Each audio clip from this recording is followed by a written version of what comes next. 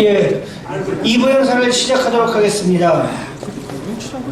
이번 2부 토론 행사에는 이제 늘 토론을 맡아주시는 조갑재 대표님과 함께 청년 박정희 연구회 부회장을 모셨습니다. 보니까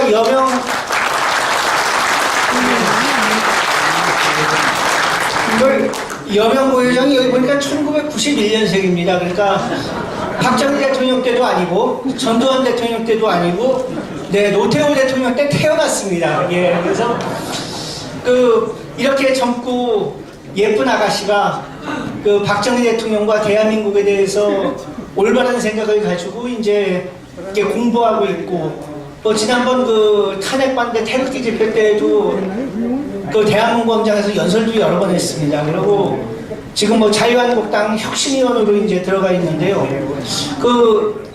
며칠 전에 자유한국당에서 혁신 선언문인가 낸 거 보니까 조금 싹수가 보이는 것 같은데, 아마 이 여명 씨 같은 똑똑한 분들이 들어가서 이제 도움이 조금 된 것 같습니다. 그래서 오늘 이제 이 자리에 지난번에 이제 이승수 박정희 연구회 회장을 갖다 저희가 모셨습니다만, 오늘 또 이렇게 여명 부회장을 모신 거는 하여튼 여러 어르신들께 박정희 대통령을 기억하는 것은 여러 어르신들뿐이 아니고 정말 계속 이어지고 있다는 거, 그게 많지는 않지만 이렇게 똑바른 젊은이들도 있다는 걸 갖다가 여러분들이 아시고 좀 힘이 되셨으면 하는 생각에서 오늘 이 자리에 여명 부회장을 모셨습니다. 그래서 2부 토론은 여명 부회장이 먼저 얘기를 하고요.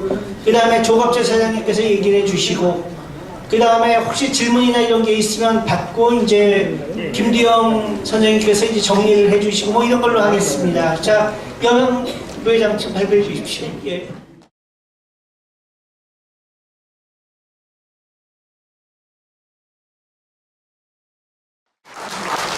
네, 안녕하십니까. 청년 박정희 연구회 부회장 여명입니다. 시절이 너무 수상합니다. 비상시기 상식을 압도하는 시기이고요. 또 보수인 것이 청년들은, 저와 같은 보수 성향의 청년들은 모일 때마다 이런 이야기를 합니다. 보수는 죄가 아닌데 마치 내가 보수인 것이 죄처럼 느껴지는 세상이라고 너무 안타깝다고 이야기를 합니다. 그래서 이런 좌익 전체주의의 세상에서 청년의 한 사람으로서 저는 사실 죄송한 마음이 먼저 앞서는데요. 제 또래들이 참칭 민주화 세력에게 경도된 현실에서 이 세상을 바로 바라보지 못하고 있는 현실 때문에 제가 대표해서 너무 죄송하다는 말씀을 드립니다. 네, 저는 그런 의미에서 김두영 선생님의 이 인간 박정희, 인간 유경수라는 책을 접하고 되게 무릎을 탁 쳤습니다. 이거다 하고 무릎을 쳤는데요. 저는 청년이 바라보는 이 책의 의미, 그리고 이어서 곧 있으면 유경수 여사님의 기일이 있잖아요. 그래서 우리나라의 긍정적 여성상으로서의 유경수 여사에 대해서 설명을 드리도록 하겠습니다. 먼저 청년들 눈에 박정희 대통령이 어떻게 비춰지고 있는지를 말씀드리고 싶습니다. 요즘 20대, 30대에게 박정희 대통령 하면 어떤 이미지가 생각나? 라고 하면은 내 일생 조국과 민족을 위해서 라는 문구와 함께 이렇게 하늘을 향해서 손을 뻗고 있는 그런 이미지가 아마도 2030의 뇌리에 깊숙하게 박힌 박정희 대통령의 모습입니다. 되게 강인한 이미지인데요. 이것이 아마 박정희 대통령을 존경하는 청년들 눈에는 굉장한 리더십, 강인한 모습, 결단력을 느낄 것이고요. 또 박정희 대통령에 대해서 안 좋게 바라보고 있는 청년들에게는 되게 독선적이고 고집이 강한 그런 모습을 발견할 것 같습니다. 저는 그래서 김우영 선생님의 발제인 인간 박정희, 인간 유경수가 아주 반가운데요. 어쨌든 좋은 의미로든 나쁜 의미로든 현대사에서 신과 같은 위치를 차지하고 있는 박정희 대통령인데요. 그런 박정희 대통령의 인간적인 면모를 발견하고 발굴하는 작업이 저와 같이 박정희 대통령의 통치를 직접 경험해보지 못한 20대, 30대에게 아주 좋은 관점으로 작용할 수 있을 것 같습니다. 또 아까도 제가 말씀드렸는데 이 20대, 30대가 참칭 민주화 세력에게 마치 볼모처럼 잡혀있는 현실에서, 현 상황에서 아주 좋은 관점이 될 것 같습니다. 그 전에 제가 아주 강력하게 여러분들에게 말씀드리고 싶은 것은요, 이 참칭 민주화 세대에게 아주 볼모처럼 잡혀있는 20대의 현실을 이야기입니다. 박정희 대통령 기념 100주년 우표 취소, 박정희 대통령 흉산 테러, 그리고 민족문제연구소의 이른바 친일 임명 사전에 박정희 대통령 이름 등재, 그리고 또 이어서 민족문제연구소가 준비하고 있는 것이 있습니다. 바로 반헌법 행위자 열전이라는 것인데요. 현대사에서 반헌법적인 행위를 했다라는 사람들의 이름을 등재하기 위한 작업인데, 이 사람들이 여기에 실려고 하는 가장 큰 목적이 바로 박정희 대통령의 성함입니다. 따라서 저는 제가 생각하기에는요, 우리나라의 반공 우파, 또 애국주의 우파, 자유주의 우파, 또 민족주의 우파를 느슨하게나마 같은 보수의 이름 아래 묶어주는 상징적인 인물을 박정희 대통령이라고 생각을 합니다. 그렇기 때문에 이 반대한민국 세력이, 그러니까 이 구혁명 세력이 박정희 대통령을 그렇게나 역사의 포적에서 파내고 싶어하는 혈안이 돼 있는 이유라고 생각을 합니다. 그래서 이 참칭 민주화 세력이요, 교실을 이 투쟁의 최전선으로 삼아서 정교조직 이념 교육으로 교육계를 장악했고요. 또 정교조직에 교육받은 20대, 40대에 이르는 사람들, 그리고 또 이 사람들이 자라나가지고 박물가에도, 학원가에도, 또 여러 교육 현장들에 풀뿌리 교육가로 잠입을 합니다. 그래서 끊임없이 이 선동 교육을 하고 있고요. 또 사이버 세계는 더욱 심각합니다. 과거에 운동권이 대학가에서만 투쟁을 했다면요, 이 운동 조직을 그대로 사이버 세계로 옮겨가서 포털 사이트, 말하자면 네이버, 다음 같은 포털 사이트에서 정말 10대부터 20대, 30대의 친구들을 끊임없이 선동합니다. 근데 이 선동이라는 것이 다른 것이 아니라 바로 박정희 대통령, 그리고 이승만 대통령에 대한 아주 악의적인 왜곡 자료들을 막 뿌립니다. 그런데 이게 요즘은 젊은 친구들이 결코 신문을 읽지 않잖아요. 주로 이 페이스북이나 트위터 같은 SNS 혹은 신문, 커뮤니티에서 나오는 자료들로 현대사를 학습하는데요. 이 파급력이 어마어마하게 큰 것이라서 지금 청년들은 특별한 정교조직 계기기술 교육이 없어도 이 한 현대사에 대한 사고 회로가 정착이 돼 있습니다. 예컨대 박정희라는 친일파와 독재의 계보를 이은 현 자유한국당이 아직도 살아있는 하늘 아래서는 부자들만 교육받고 평등권이 지켜지지 않고 언론의 자유가 없다고 여전히 인식을 하고 있습니다. 이 정말 절망적인 시대상이 2030 세대가 바라보는 이 대한민국의 현 주소입니다. 그래서 우리 세대의 이 비틀어지는 애국심을 바로 잡는 데에는 아주 긴 시간이 필요하다고 생각을 하는데요. 그런데 문제는 저는 다음인 것 같습니다. 저희 이 앉아 계신 산업화 세대, 그리고 우파에서는 박정희 대통령이 얼마나 힘든 상황에서 경제 성장을 이룩하였는지 그 위대한 업적들을 막 설명하려고 하세요. 저 역시 그래왔고요. 근데 좌파들조차 그 사람들이 인정해야 한다는 표현조차 좀 죄송스럽지만 박정희 대통령이 경제 성장을 이룩한 그 공에 대해서는 본인들 그래 인정하지라고 말을 합니다. 문제는 그들이 20대들이 되게 정의롭다고 생각하는 인권 혹은 문화, 도덕성이라는 것으로 공격을 하거든요. 그것도 역시 거짓말이지만. 그래서 저는 서로 산업화 세대와 민주화 세대가 서로 다른 이야기를 하면서 서로를 설득하고 공격하려고 하는데 이 영원히 해결되지 않는 문제점이 있는 것 같습니다. 그래서 저는 앞으로 우리가 조금 더 박정희 대통령에 대해서 설명할 때 얼마나 위대했냐도 중요하지만 그럼에도 불구하고를 계속 설명할 수 있었으면 좋겠습니다. 예컨대 아까도 말씀해 주셨던 유경수 여사가 피격되던 날 대통령 내가 아끼시던 비서관님이 소리 죽여 울고 있는 것을 보고 정말 멈춰서서 대성통곡하던 인간 박정희, 그리고 당신이 집무실에서 퇴청하지 않으면은 다른 행정관들도 퇴청할 수 없다는 것을 알고 잠시 물러나는 척했다가 다시 돌아와서 직무를 보셨던 또 배려심 깊던 인간 박정희, 또 아카시아 꽃을 소복히 쌓아둔 밥그릇으로 끼니를 연명하던 그 할머니의 소식을 전해 듣고 한참을 처연하게 말이 없으셨던 그런 인간 박정희의 모습을 강조하고 또 설명할 수 있는 우파가 됐으면 좋겠습니다. 평범한 정말 우리와 같이 없이 살았던 과거도 있고 또 성격적 단점도 있고 있었겠지만 그럼에도 불구하고 지도자로서 또 혁명가로서의 역할을 먼저 생각했기에 그분이 더 위대한 게 아닌가 하는 생각을 합니다. 네, 저는 그런 관점에서 이 우리나라의 되게 왼쪽으로 경도된 사이비 페미니즘이 기승하는 요즘에 유경수 여사를 조금 더 긍정적인 여성상으로 더욱 홍보해야 한다는 생각을 갖고 있습니다. 여러분들이 잘 아시겠지만 버스트레이디는 작게는 청와대 안주인에서부터 크게는 한국을 대표하는 비공식 민간 외교사입니다. 우리나라에는 지금 현재 영부인을 비롯해서 총 11인에 이르는 퍼스트레이디가 있었는데요. 부군이 박정희 대통령이 오래 집권한 때문이기도 하지만 아마 유경수 여사가 그 특유의 단아한 분위기와 하여셨던 다양한 자선사 또 전해지는 일화들로 아마 가장 유명한 대통령 부인이 아닌가 싶습니다.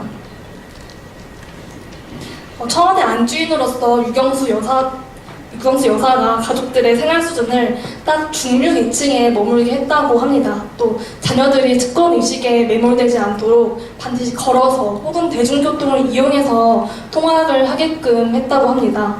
또 살인적인 일정을 소화하는 대통령이었지만 저녁만큼은 꼭 온 가족이 모여서 단촐하게 식사를 할 수 있도록 항상 준비를 했다고 합니다. 그리고 사회적 자선사업도 여러분들 잘 아시는 소록도, 나병 환자촌 방문, 그리고 다양한 어린이들을 위한 잡지 발행, 또 어린이 회관 건립 그런 게 있었고요. 저는 우리나라에서 유경수 여사를 비판하는 박정희 대통령에 대한 비판과 마찬가지로 유경수 여사의 이미지를 끊임없이 깎아내리고 싶어하는 사람들이 이런 말을 합니다. 현모양처. 이건 바로 유교식 남성 우월주의 교육을 받은 이미지를 우리에게 강요하는 것이 아니냐라는 정말 말도 안 되는 비판을 하는데요. 저는 그런 분들에게 오히려 되묻고 싶습니다.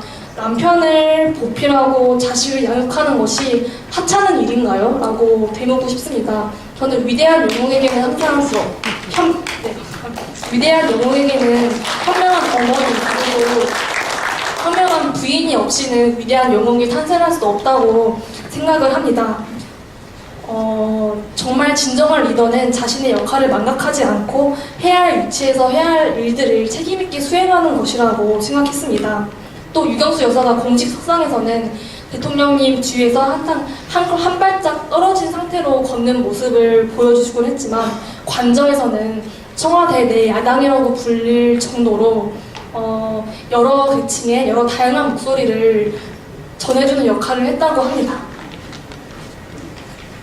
그래서 저는 유경수 여사가 비극적으로 생을 마감하시지 않으셨고 박정희 대통령 역시 제대로 임기를 마무리했다면은 우리나라의 한국형 빌 클린턴, 힐러리 부부를 보게 됐을지도 모른다는 생각을 하고요. 또 역사에 가정은 없다지만 부모가 비극적으로 삶을 마무리하지 않았다면은 작년에 박근혜 대통령께서도 조금 더 좋은 정치를 할 수 있지 않았을까 하는 생각도 해봅니다.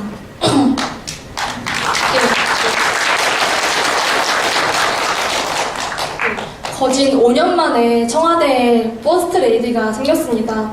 비록 우리나라가 미국 민주주의의 원류인 미국보다도 더 먼저 여성 대통령을 배출해낸 정말 자랑스러운 국가지만 또 많은 사람들은 안주인 없는 청와대, 영부인 없는 청와대에 아쉬운 생각도 많이 갖고 있었을 텐데요.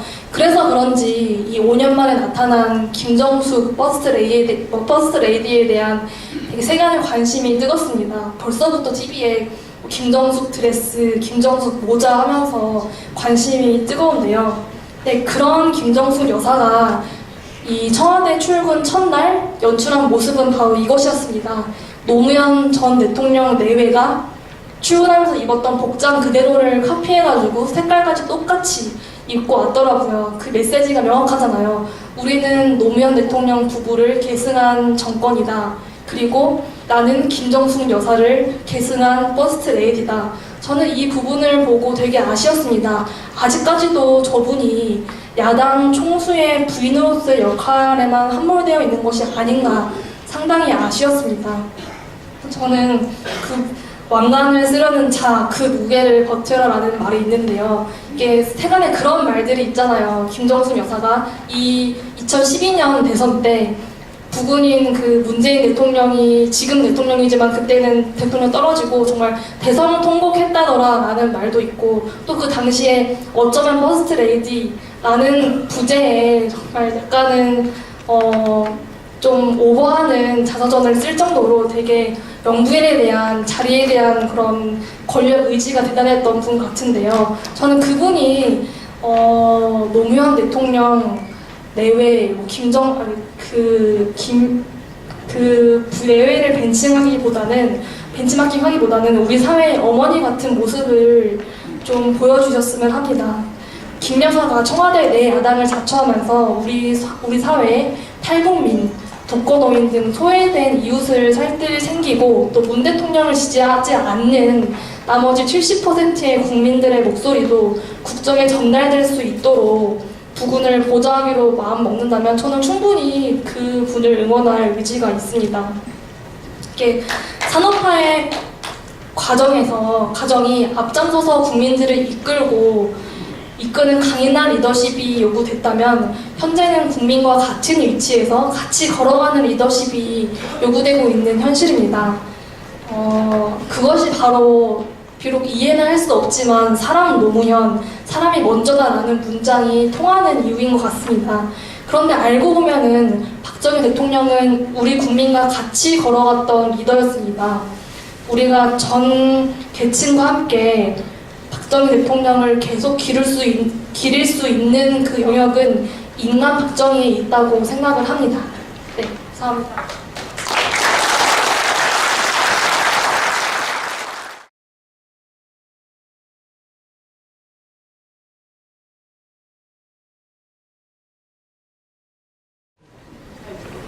저는 김두영 선생하고 옛날부터 친교가 있고 또 박정희 대통령한테 글을 쓸 때 많은 취재를 했고 또 가까이에서 본 박정희, 인간 박정희라는 제목의 글을 우리 1990년일 것 같은데 월간 조선에 싣는 역할도 했고 해서 아주 친숙한데 오늘 아주 멋진 강연을 해주셨습니다. 직접 본 사람의 박력 있는 이야기죠. 그래서 제3자의 전해지는 이야기가 아니라 하나하나가 의미가 있고 아주 감동적이었습니다. 특히 뭐 여러 내용이 저 귀에는 그냥 쏙쏙 들어왔는데 박 대통령이 시간이 없다는 말을 계속했다는 게 이해가 갑니다. 시간이 없다. 그분한테 주어진 시간은, 역사가 준 시간은 18년이었습니다. 18년 동안 이런 어마어마한 일을 했는데도 그분은 시간이 없다라고 조조해했다고 생각합니다. 박정희 대통령은 시간 단축을 한 사람이죠. 이 축지법이 아니라 축시법을 쓴 거죠. 인류 역사상 가장 시간 단축을 많이 한 분이죠. 가장 최대의 성과를 최단 시간에 최소한의 희생으로 해낸 사람입니다. 최대의 업적을 최단 시간에 최소한의 희생입니다. 최소한의 인명희생이죠. 이 정도의 변화를 가져오려면은 뭐 다른 나라 보면은 뭐 수십만 명 죽고 수백만 명 죽어도 이런 변화가, 북한의 경우에는 수백만이 죽어도 변화가 없어요. 그런데 박정희 대통령이 이런 산업화라고 하지만은 이 말이 좀 딱딱합니다. 사실은 가난 극복이죠. 가난 극복. 우리 김정일 선생님이 이야기하셨지만 박정희 대통령이 뭐 여러 사람이 여러 식으로 죽지만은 굶어 죽는 것이 가장 비참하다 하는 그 말은 사실은 북한에서 굶어 죽어가는 과정을 지켜본 사람들 이야기를 들어보면 그게 굶어 죽는 게 상당히 장기간에 걸쳐서 굶어 죽습니다. 그 과정. 그리고 제가 71년에 기자 생활을 시작했는데 그때도 제가 부산에서 저 고지대에 올라가 보면은 그 운막 같은 데 사는 사람들 중에 가끔은 얼굴이 부어가지고 꼭 보면 헛개비 같이 보이는 사람들이 들어 있었습니다. 그때 비로소 우리가 이제 가난을 극복할 때인데, 가난 극복, 산업화라기보다는 가난 극복, 더 큰 의미에서는 조금 근대화인데, 이런 분이 시간을 어떻게 단축을 할 수 있었느냐 하는 게 참 신비로운 일이고, 이것은 박정희 대통령이 네 가지 역할을 해왔는데, 교사, 군인, 혁명가, CEO, 이 CEO로서의 박정희 대통령 연구가 앞으로 더 진행되어야 될 분야라고 생각을 합니다. 인간한테 가장 공평하게 주어진 것이 시간인데 18년의 시간을 가지고 이 정도의 변화를 가져와서 수많은 사람을 행복하게 만들었다. 그런 이야기. 8.15 사건, 1974년의 8.15 사건 때 결정적 순간 사람 목숨이 왔다 갔다 하고 더구나 목전에서 부인이 총 맞아 돌아가시는 그 장면을 본 박정희의 모습에 대한 아주 세밀한 그 증언이 아주 흥미로웠습니다. 흥미롭다고 하면 조금 불경한 이야기지만 저는 11.6 사건을 그런 식으로 한번 취재를 해봤어요. 저분은 11.6 사건 때 가슴에 총을 첫 발을 가슴에 총을 맞고 두 번째는 머리에 총을 맞고 그게 치명상이 됐는데 가슴에 총을 맞고 등에서 피가 쏟아질 때 바로 그 옆에 있었던 사람이 두 여자가 있었죠. 신재순이라는 여자하고 심수봉인데 신재순이라는 여자가 아주 기억력이 좋고 담대한 여자였습니다. 이 사람한테 제가 마지막 그 돌아가시는 모습을 짓궂을 정도로 자세하게 이야기를 들었는데 아주 명언을 하나 해서 지금 제가 자주 인용을 합니다. 박 대통령이 마지막에 난 괜찮아 하면서 그때 아직 운명 안 했습니다. 병원에 가는 중에 운명했는데 하여튼 그래 될 때의 그 모습은 어땠느냐 하니까 체념한 듯 해탈한 듯 했습니다. 체념한 듯 해탈한 듯 했습니다. 그 말 재밌지 않습니까? 체념한 듯 하면서도 해탈한 듯 했다.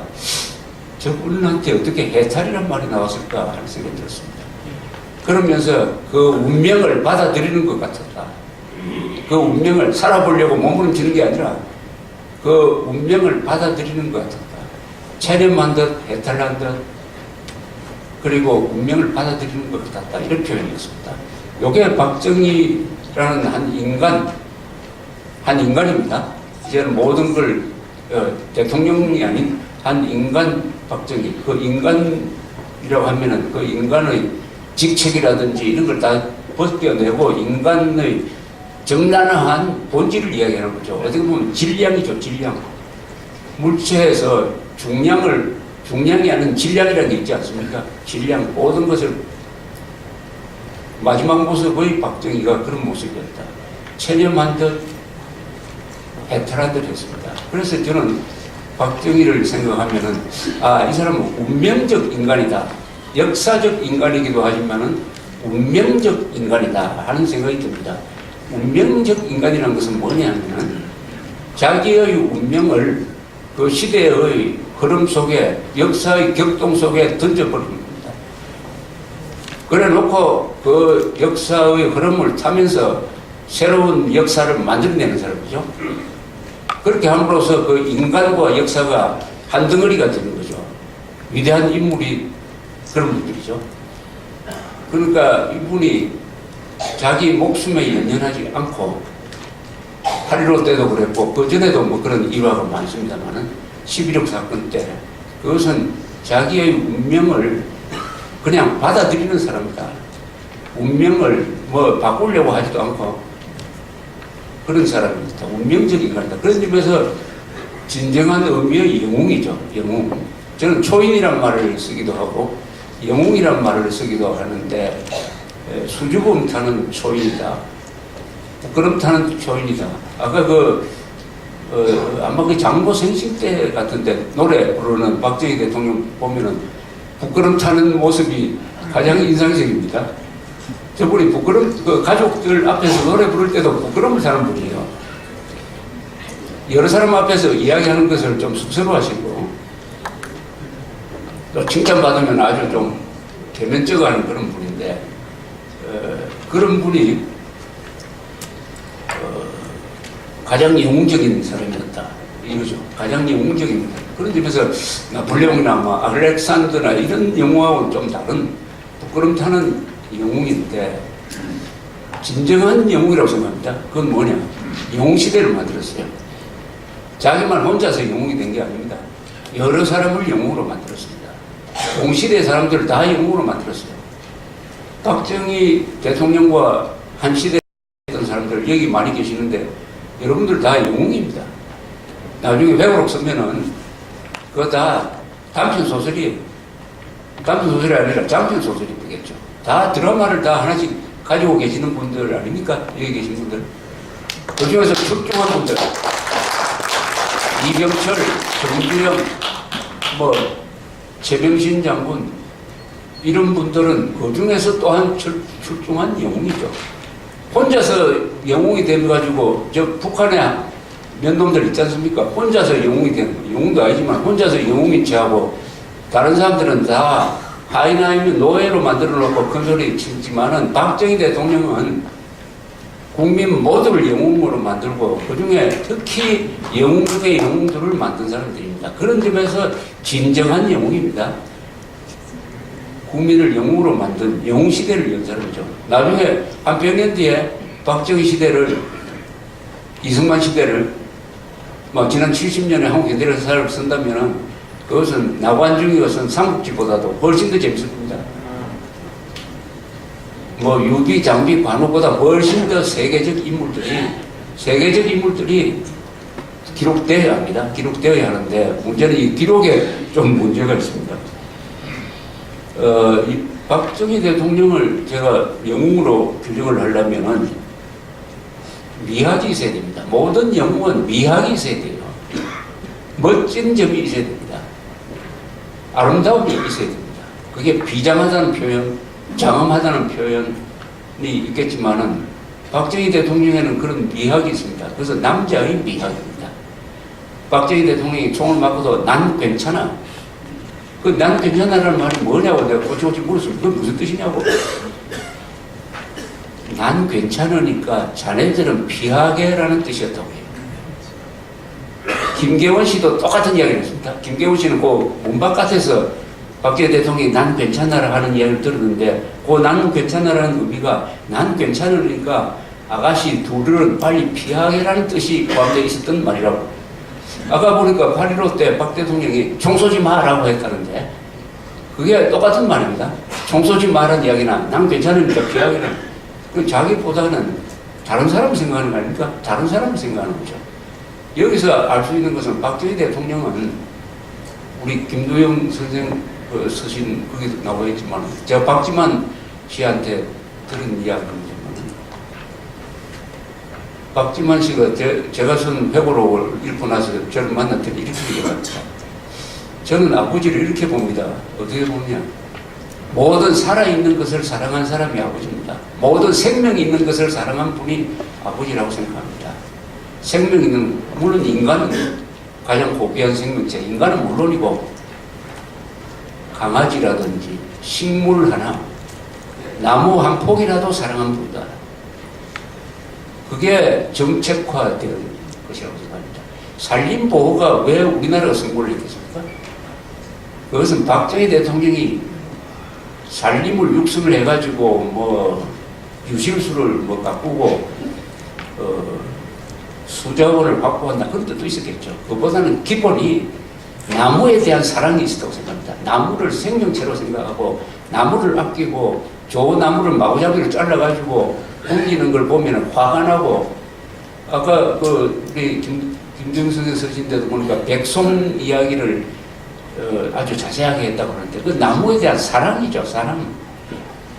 근데 그런 점에서 박정희야말로 진정한 환경보호론자입니다. 박정희 대통령이 뭐 산업화하면서 환경을 파괴했다고 하는데 산업화와 환경보존을 같이 한 거 아닙니까? 산림보호와 산업화를 같이 성공시킨 것은 그 마음속에 사람도 사랑하지만은 식물도 사랑하고 생명도 사랑하는 강아지도 사랑하는 이런 생명에 대한 사랑하는 마음이 있었고 그게 절체절명의 순간에 난 괜찮아 자네들은 피하게 총 쏘지 마 하는 이런 말로 저는 나타났다고 생각합니다. 이게 박정희 대통령의 영웅됨의 또 다른 면이죠. 또 다른 면입니다. 박정희 대통령은 무사도의 사생관을 가졌던 사람입니다.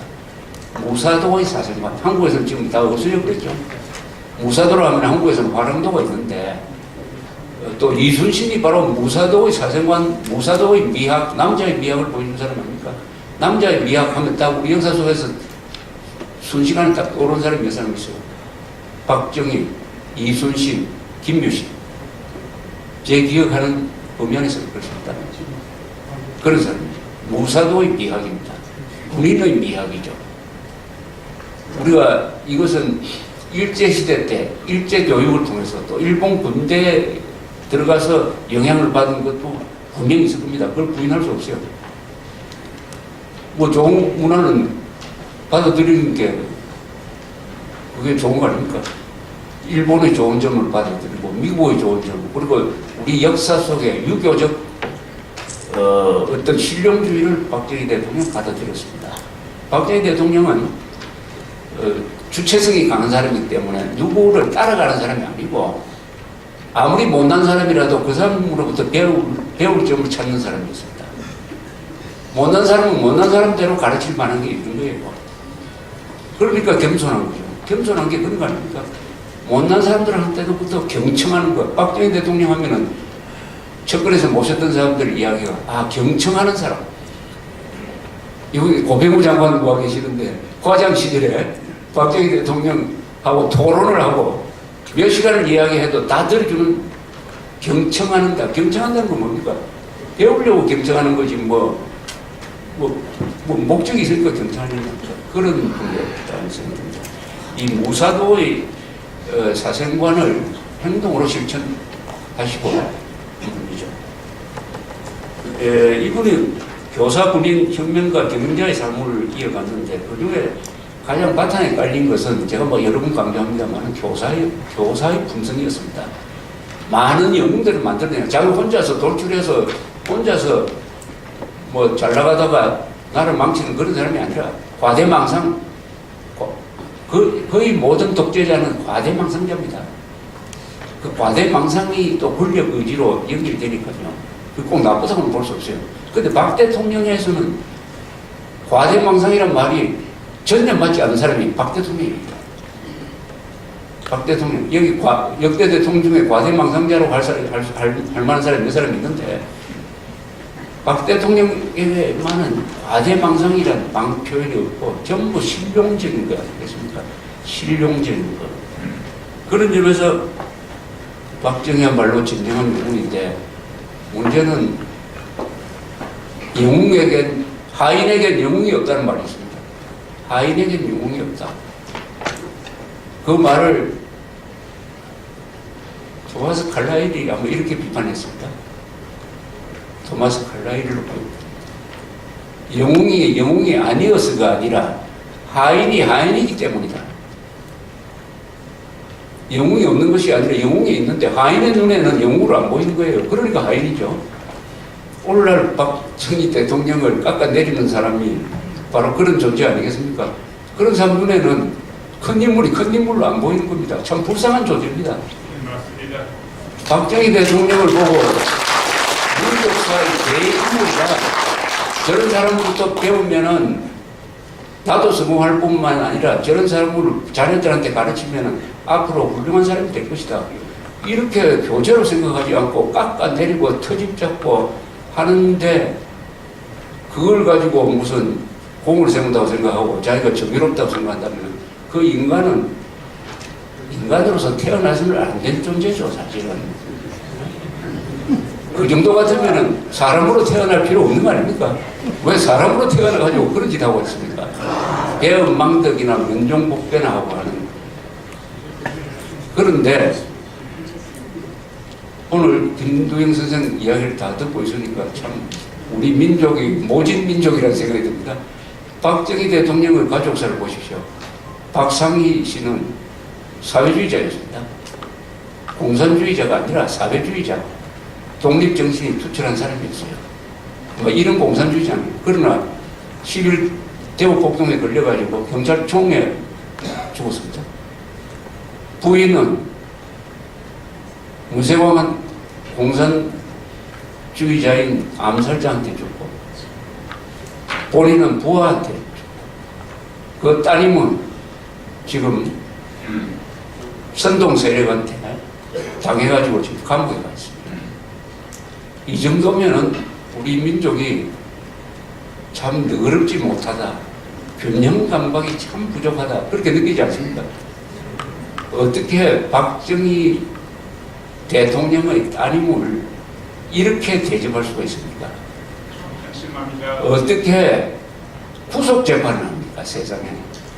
우리나라에서 형사소송법에 구속하려면은 주거가 불확정적이거나 도주 인멸의 염려가 있을 때인데, 박근혜 대통령이 그게 해당됩니까? 그것도 재판도 일주일에 3번, 4번, 한 번 나오면 10시간씩 이렇게 재판하는 이런 짓을 하면서 박정희 대통령 100주년 기념구표도 한 번 정했다가 못 만들게 하는 이런 아주 이건 모진 짓이 아니라 이거는 정말 치사한 짓을 하고 있습니다. 그런데 문제는 그런 사람들을 말리는 사람이, 꾸짖는 사람이 적다는 사실이 문제였죠. 항상 요새는 여론조사 좀 바뀌었는지 모르겠지만, 여론조사 하면 한 10년 동안 계속 박정희 대통령의 역대 인물 중에서 1등이었어요. 세종대왕 이순신을 항상 앞섰습니다. 그런데 왜 이렇게 박정희를 당하고 있느냐? 그 비밀을 아십니까? 인기조사에서는 1등인데 왜 이렇게 당합니까? 모든 평균적인 국민 사이에서는 영웅이지만은 지식인 사회에서 박정희는 죽일 놈이 되어 있다 이거죠. 그러니까 당하는 겁니다. 왜냐? 지식인은 누굽니까? 기자, 검사, 판사, 정치, 노조, 교수들, 이런 사람들 지식인입니다. 이런 사람들이 권력을 가지고 있는 사람입니다. 그러니까 권력 가진 사람들한테는 인기가 없고, 권력을 갖지 않는 순진한 사람, 순수한 사람들 사이에서는 항상 1등이에요. 그런데 현실에서는 권력을 가진 사람이 힘을 쓰니까 박정희 탄생 100주년 되는 이 해에 손바닥만한 이 우표 한 장을 못 만들고 있습니다. 그리고 박근혜 대통령은 돈 한 푼도 안 받고도 뇌물죄로 지금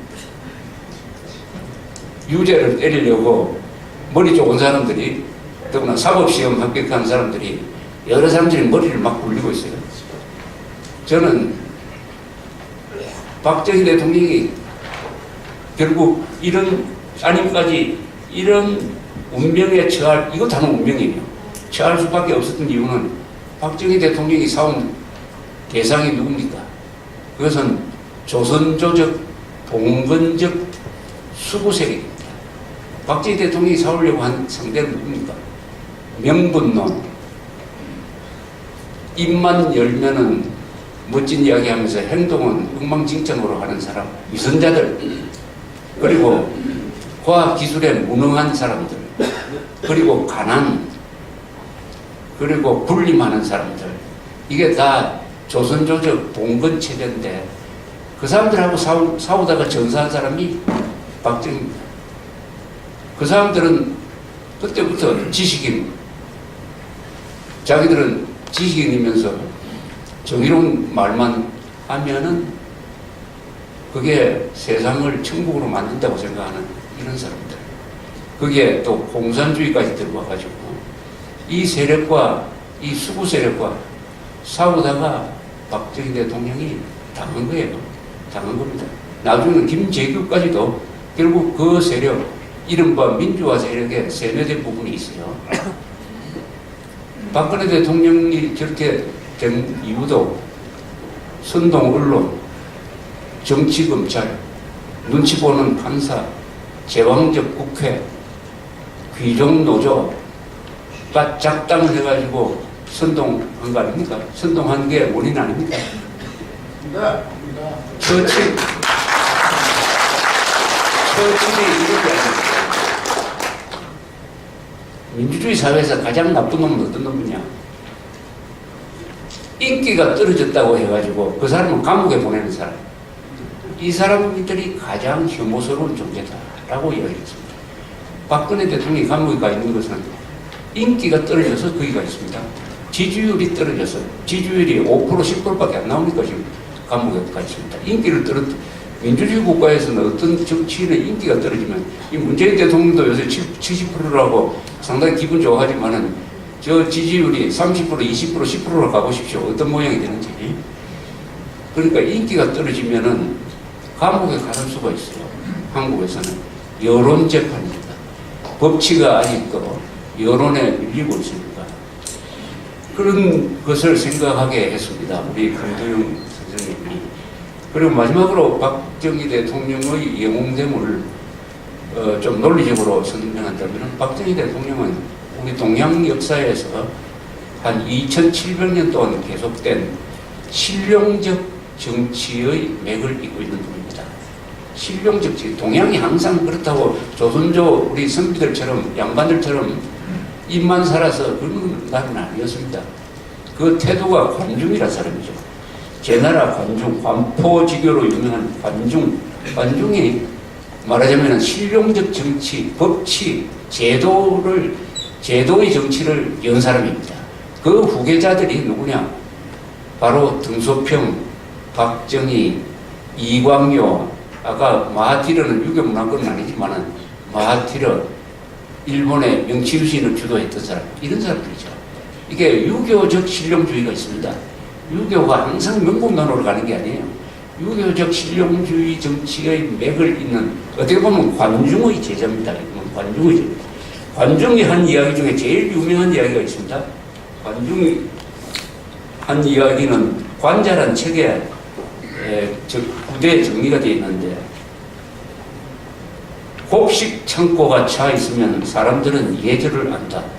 입고 먹는 것이 충족되면 사람들은 영욕을 안다.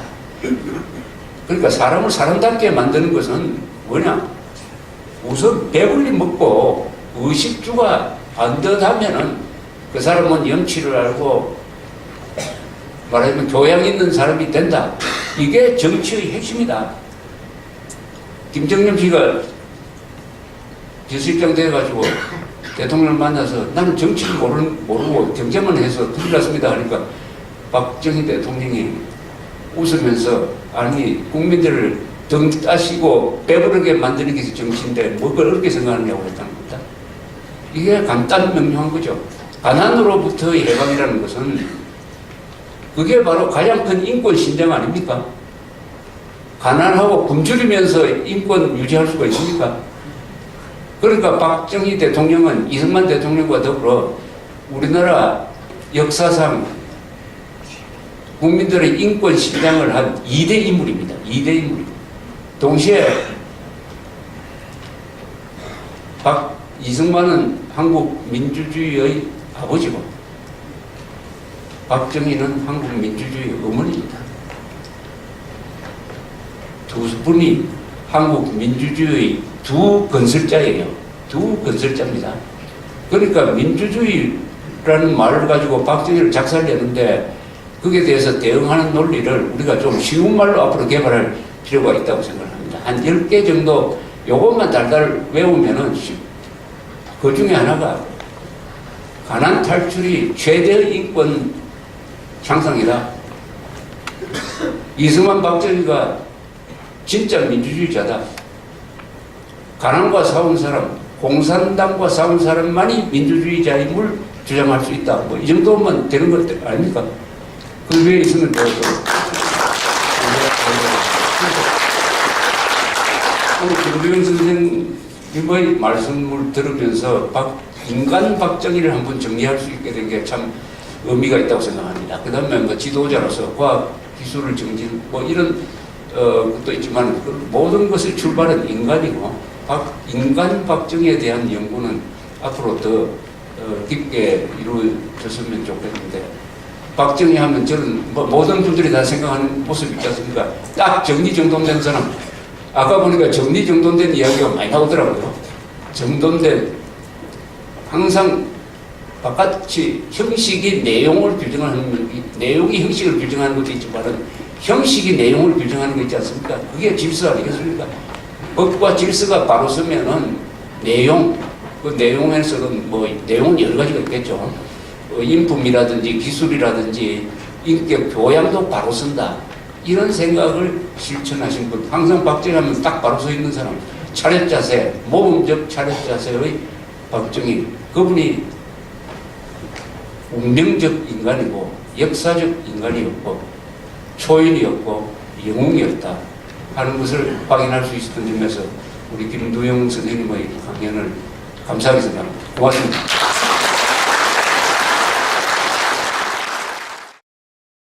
제가 아까 시간이 모자라서 꼭 여러분께 말씀드릴 거를 못 드리고 말았는데요. 여러분이 가지고 계신 이 유인물 27페이지를 한번 봐주시오. 27페이지. 그 인간 박정희라고 되어 있는 부분인데요. 제가 아까 강연에서 말씀드린 대로 박정희라고 하는 인간이 그야말로 파란만장한 일생을 사시는 겁니다. 개인적으로 군생활도 그랬는데 어떻게 하늘이 한 인간에게 이토록 엄청난 시련을 주시는가, 너무하지 않는가 하는 생각이 들 정도로 많은 시련을 겪었는데 이분의 이와 같은 내용을 잘 정리된 것이 2000년 전에 이 글을 쓴 맹자 고자장을 보면 나타나 있습니다. 그 맹자 고자장을 제가 한번 간단히 읽어드리겠습니다. 박정희 대통령의 시련 많은 일생을 아까 제가 말씀드린 것을 상고하시면서 한번 들어보십시오. 천장강 대이 무엇이냐? 하늘이 그 사람에게 장차 큰 일을 맡기려고 하면 필선 고기심즉 반드시 먼저 그 마음과 뜻을 괴롭힌다. 노기의 근골 아기체로 근육과 뼈를 깎는 고통을 주고 몸을 매우 굶주리게 하고 곰핍 귀신 행불난 기속이 생활은 빈곤에 빠뜨리고 그가 하는 일마다 어긋나고 혼란스럽게 된다. 소위동심 인성 그 까닭은 왜 그러냐?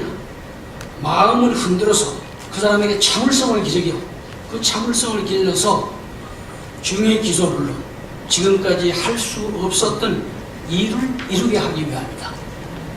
여러분 한번 돌아가시고 다시 보시기 바랍니다. 진정 하늘은 뼈를 깎는 그런 신진의 고통을 인간 박정희에게 주어서 민족의 한 맺힌 가난을 해결하기 위한 그러한 민족 중의 지도자로 박정희를 하늘이 택한 것인가 하는 생각을 하지 않을 수가 없습니다. 한번 댁에 돌아가시면 보시기 바라고, 아까 그 마티르 수상을 얘기를 제가 두 번 했습니다만은 이것은 제가 지어낸 얘기가 아니고 제가 82년도에 말레이시아에 공식 출장을 간 일이 있었습니다. 그때 그 말레이시아 한국 대사관의 참사관이 제가 박정희 대통령을 측근에서 모신 것을 아는 사람입니다. 그분이 저하고 저녁을 먹으면서 하는 얘기가 마티르 수상이 공사석상에서 박정희 대통령에 관해서 얘기를 참 많이 했답니다. 그러니까 대사관에서는 그 수상이 그렇게 얘기를 하니까 자꾸 그걸 정보를 수집하고 이렇게 한 것이죠. 그러면서 마티르 수상이 한국을 배워야 된다. Look east, 동방을 보라. 그렇게 했다는 얘기를 저한테 해서 제가 그 얘기를 아주 가슴 깊이 새겨 듣고 나서 오늘 이 자리에서 제가 여러분들께 그걸 다시 소개해 드린 것입니다. 그렇게 하시기 바랍니다.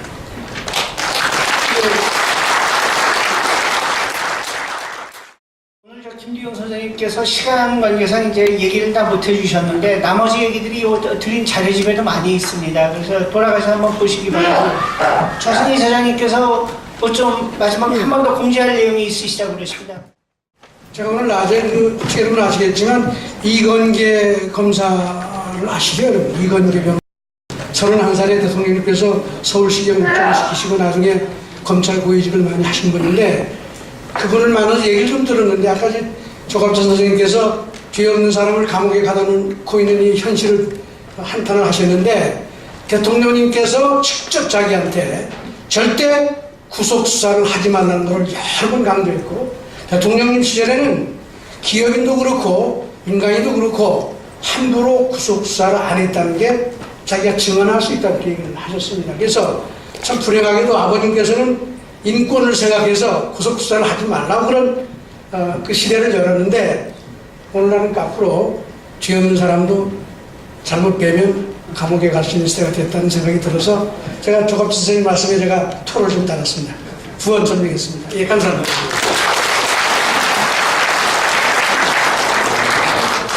그 문재인 대통령이 많이 한 얘기가 있습니다. 사람이 먼저다. 그 얘기를 참 많이 했는데 아까 그 8.15 저격 사건 때 박 대통령께서 총 쏘지 마라 그러셨던 거나 그 다음에 이제 11.6 때도 옆에 있는 아가씨들을 먼저 걱정하셨다는 얘기를 들으니까 사람이 먼저다의 원조로 박정희 대통령이었구나 하는 생각이 듭니다.